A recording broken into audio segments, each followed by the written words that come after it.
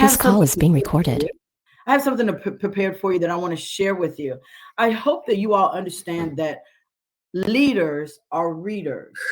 And if your learning library is not constantly being filled, whether you listen to books through audio books or you have a library of actual hard copy books that you can edify yourself with, is so important that you continue to feed your mind. So I've got something a little something for you. This is a book that I love by Richard Paul Evans. It's called The 5 Lessons a Millionaire Taught Me. This is a book I've had for a while and I revisit it regularly. I keep it on my desk. I keep it right in front of me because even though I don't read it cover to cover every time I have it out, it's important to know what these 5 lessons are, because I can tell you that by following these, I've kept myself out of financial trouble several times. So grab a pen, grab a piece of paper. I won't be before you long, but I am going to give you what these 5 lessons are so that you can have them. Pretty easy, right? 10 more seconds. Get you a pen, get you a paper. Lesson 1. Just decide to be wealthy. You can make a decision about how you spend your money and be thinking about, do I really need this? Is this something that I really got to have? Do I really need these shoes? Or should I go ahead and set this aside in my emergency fund? Because guys, I'm going to tell you something. If you have a purse that's worth more than you actually have in the purse, we got a problem, right? You got to decide to be wealthy. If you're in a situation where you can buy land or buy something that appreciates that they're not making any more of, like land, or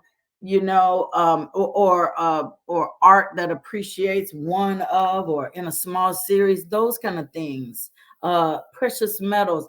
Just decide to be wealthy. Don't do what the poor do. Lesson 2, take responsibility for your money.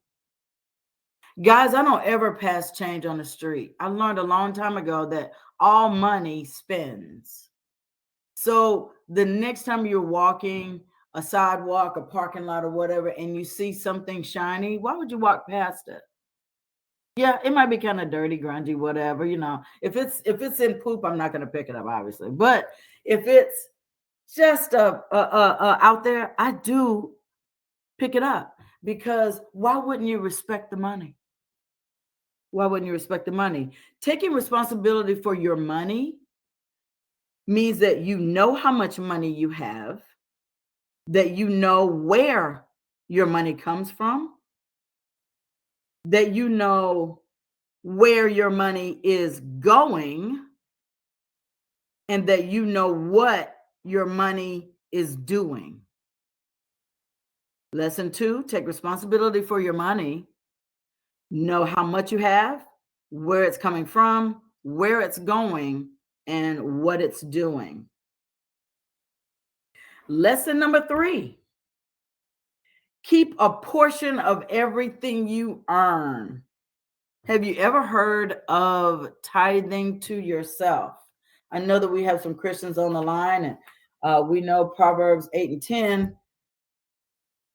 I'm sorry, Malachi 8 and 10, where you are to give 10%, right?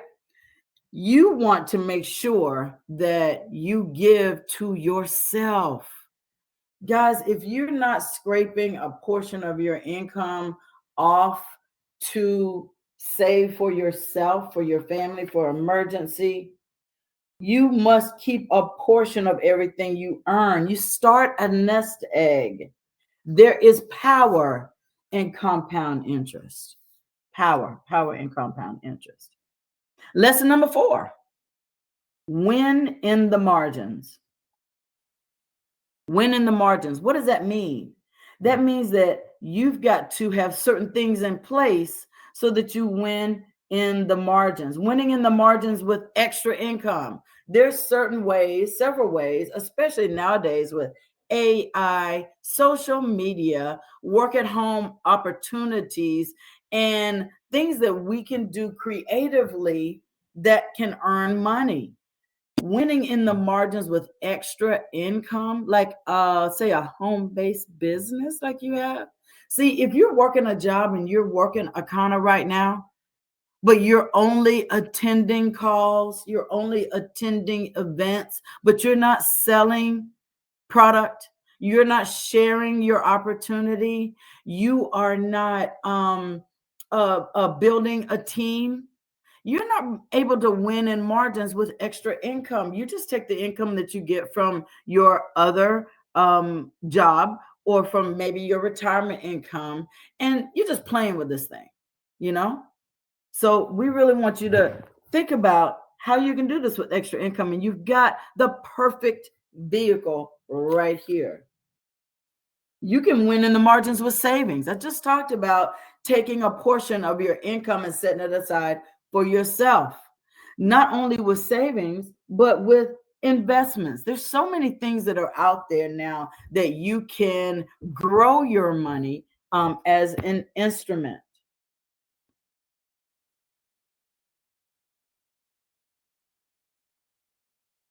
So you want to really, in this area, in winning in the margins, you want to think about what your mindset is, because your mindset can make you color outside the lines. All right. So you want to have first mindset, you want to carefully consider every expenditure. This is in the margins. Mindset number two is you want freedom and power, which are better than momentary pleasures. And what I mean by that, what they mean by that is that I do this regularly when I'm out doing retail therapy. My retail therapy now is I might put things in my cart and walk around the store and look at other things.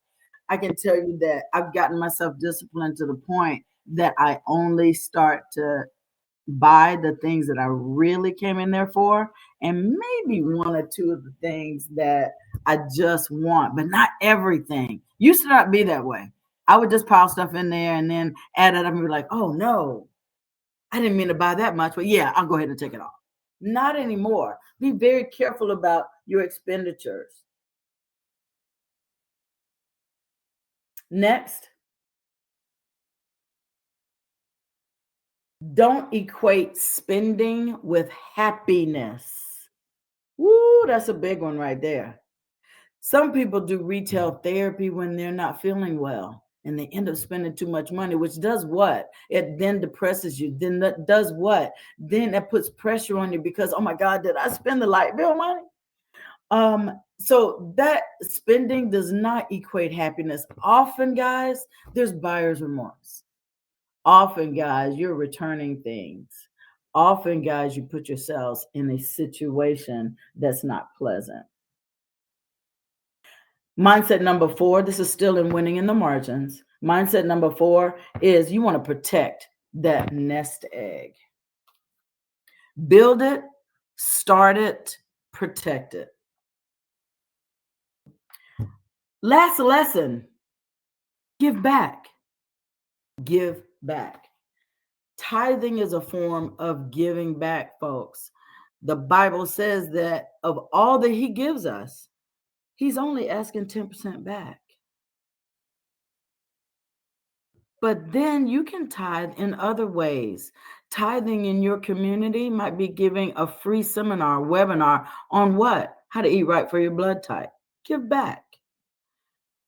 Give back might mean volunteering at your church, at your community center, at a food bank. Giving back might actually be, instead of shopping, you go give to the shelter.